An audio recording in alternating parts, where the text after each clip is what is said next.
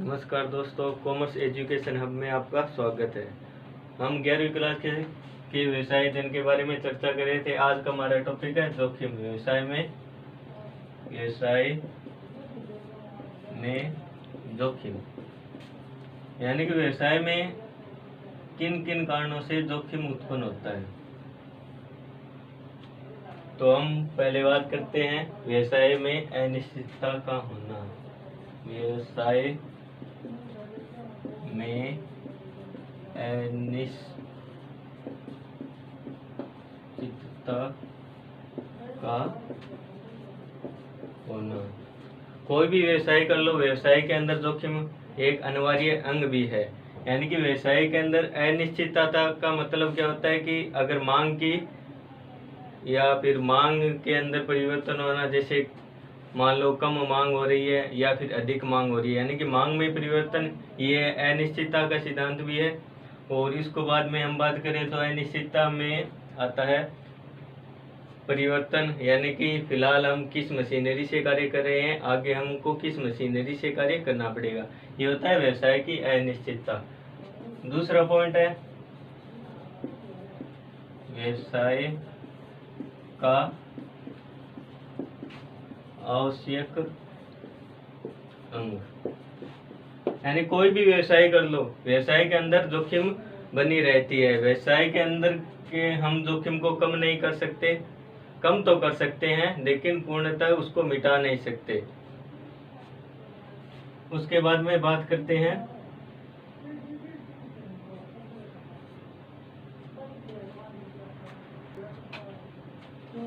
व्यवसाय की प्रकृति।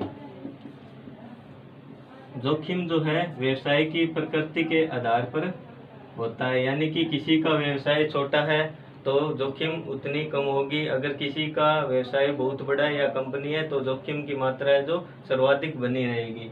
हम जोखिम को सिर्फ कम कर सकते हैं, उनको पूर्णतः समाप्त नहीं कर सकते। उसके बाद में हम बात करते हैं जोखिम उठाने का प्रतिफल लाभ है। कोई भी व्यवसाय कर लो, अगर हम जोखिम ही नहीं उठाएंगे तो व्यवसाय का संचालन सही ढंग से नहीं कर पाएंगे। अगर व्यवसाय के अंदर हम जोखिम को उठाएंगे तभी हमें लाभ या हानि की प्राप्ति होगी। अगर हम जोखिम को उठाते हैं तभी हमको लाभ प्राप्त होगा, अन्यथा हमको लाभ प्राप्त नहीं होगा। अब हम बात करते हैं इनके आवश्यक घटक की। व्यवसाय जोखिम के कारण।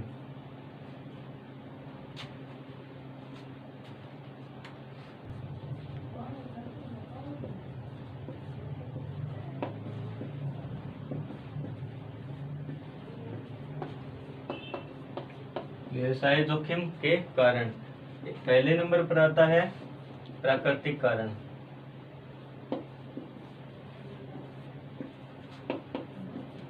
प्राकृतिक कारण, व्यवसाय के अंदर प्राकृतिक कारण क्या क्या है, यानी कि बाढ़ आना, भूकंप आना, बिजली गिरना, अति वर्षा, अकाल पड़ना, ये सभी क्या है प्राकृतिक कारण। इन पर मानव का कोई कंट्रोल नहीं होता, ये कभी भी हो सकता है। ये हो गया प्राकृतिक कारण। दूसरे नंबर पर बात करते हैं मानवीय कारण।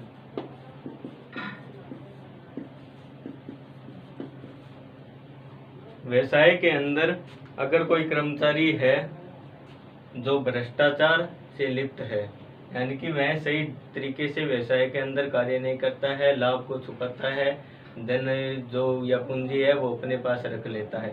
और उसके बाद में इसमें बात करें तो हड़ताल हो गई। हड़ताल से भी व्यवसाय पर पूरा प्रभाव पड़ता है।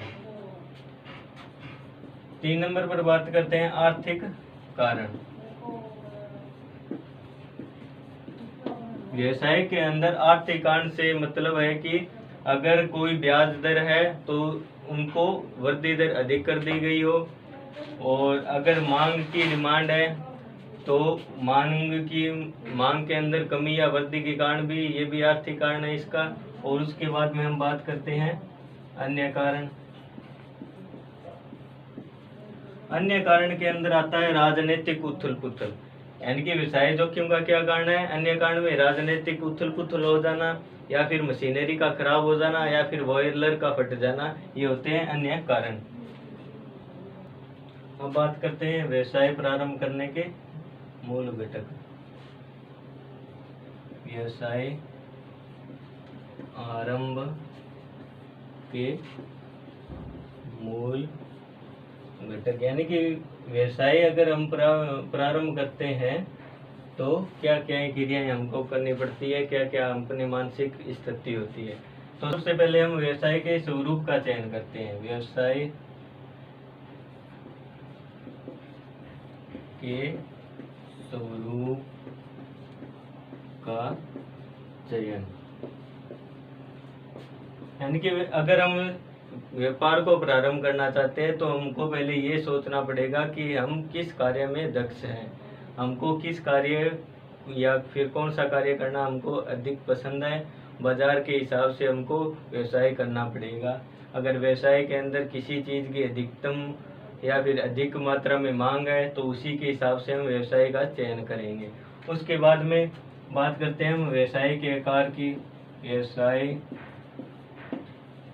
का आकार, बाजार के अंदर उत्पादों के मांग के अनुसार ही हम व्यवसाय के आकार का चयन करते हैं। अगर व्यवसाय के अंदर उत्पाद को अधिक मात्रा में डिमांड हो रही है तो बड़ा व्यवसाय चुनेंगे, अगर कम मात्रा में हो रही है तो छोटा व्यवसाय को चुनेंगे। उसके बाद में स्वामित्व के स्वरूप का चयन। स्वामित्व के स्वरूप का चयन, यानी कि हम जो व्यवसाय प्रारंभ कर रहे हैं वो कौन सा व्यवसाय प्रारंभ कर रहे हैं, एकल व्यवसाय प्रारंभ कर रहे हैं या फिर साझेदार में कर रहे हैं या फिर कोई कंपनी में।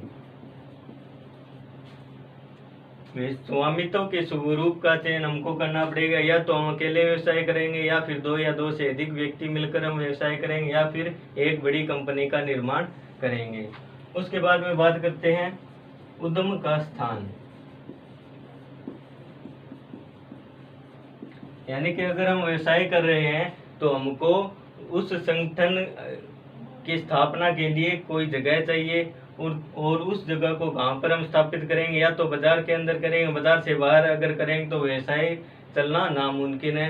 अगर बाजार के अंदर हम व्यवसाय करेंगे तभी अपना व्यवसाय है जो सही ढंग से संचालित होगा। के वित्त व्यवस्था प्रस्थापन, यानी कि अगर कोई व्यवसाय हम संचालित कर रहे हैं तो हमें पूंजी की आवश्यकता होगी। पूंजी की आवश्यकता किस तरीके से होगी, अगर हमारे पास मशीनरी, भवन, प्लांट, संयंत्र वगैरह सब अपने पास पड़ा है तभी हमको वित्त की प्राप्ति होगी। देनदार हो गए, लेनदार हो गए और अपने पास स्टॉक हो गया, इन सभी के द्वारा हमको वित्त की व्यवस्था प्राप्ति होगी। इस वित्त को हम व्यवसाय के अंदर लगाकर उसको आगे बढ़ा भी सकते हैं। उसके बाद में बात करते हैं भौतिक सुविधाएं,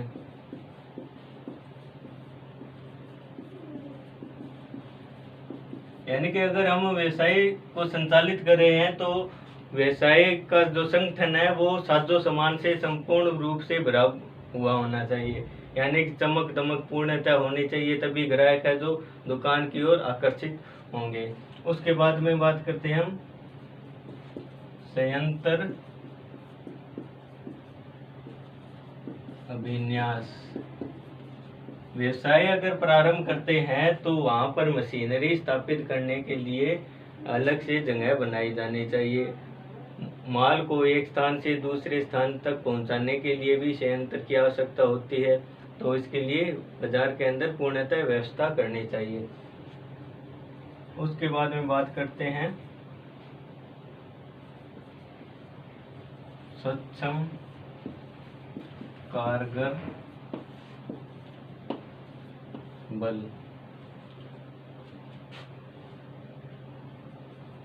व्यवसाय के अंदर जो भी कारीगर है, काम करने वाले हैं, तो उनको सक्षम यानी कि सही तरीके से कार्य पर लगाया जाना चाहिए। उन्हीं के द्वारा उत्पादन है जो बढ़ाए जा सकते हैं और विभिन्न तकनीकों के माध्यम से कारीगरों को है जो प्रोत्साहित करना चाहिए, उनको कार्य सिखाना चाहिए, मशीनरी का भी कार्य सिखाना चाहिए, जिससे कार्यकर क्या करते हैं कि व्यवसाय के अंदर उत्पादों में वृद्धि करते हैं और जिससे व्यवसाय के अंदर लाभ की मात्रा में अधिक वृद्धि होगी।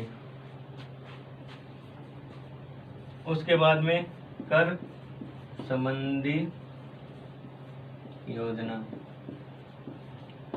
कोई भी अगर हम कार्य करते हैं तो आजकल कर संबंधी योजना है जो एक आवश्यक कार्य है जो उत्पन्न हो गया है। कानून के द्वारा जो भी दिशा निर्देश दिए गए हैं उन्हीं के हिसाब से व्यवसाय का संचालन करना और उसी के हिसाब से कर का निर्धारण कर सरकार को कर चुकाना। उसके बाद में उद्यम परिवर्तन।